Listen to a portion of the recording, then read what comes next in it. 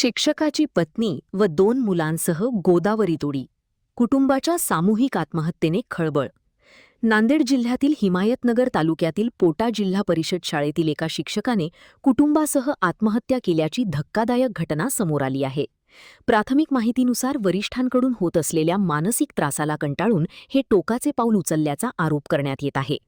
आत्महत्येपूर्वी संबंधित शिक्षकाने व्हॉट्सॲप स्टेटसवर आपली मानसिक वेदना व्यक्त करणारा संदेशही ठेवला होता.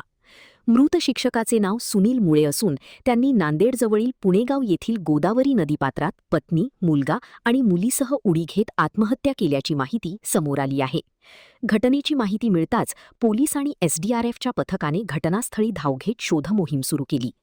या प्रकरणाचा अधिक तपास पोलीस करत आहेत. पाटील, तुमचं नाव सांगा. काय घटना घडली, कुठं घडली? नमस्कार, मी पुणेगावचा पोलीस पाटील आहे. मला सकाळी 7:15 फोन आला की पुणेगावच्या आपल्या गोदावरी नदीच्या पुलावरून एक गाडी नदीमध्ये कोसळली आहे. मला जेव्हा फोन आला, मी तात्काळ आमचे PI साहेब माननीय चिंचोलकर साहेब, आमचे तहसीलदार वाडकर साहेब यांना फोन केला व प्रशासनाच्या सहकार्याने मला साहेबांनी जे सांगितलं की बा तुम्ही जीवरक्षक दलाला कॉल करा, तलाठी मॅडमला कॉल करा आणि होईल तेवढं लवकर स्पॉटवर जा आणि काय आहे ते परिस्थितीची माहिती घेऊन आम्हाला द्या. मी तात्काळ साहेबाला फोन केला. साहेबाला फोन केल्या आमचे पोलीस प्रशासन तहसीलदार साहेबाच्या आदेशानुसार आली इथं आम्ही आलो आणि इथं आल्यावर आम्हाला कळालं की एक व्यक्ती त्या गाडीमध्ये होता आणि त्याच्यासोबत 2 मुलं असण्याची शक्यता आहे.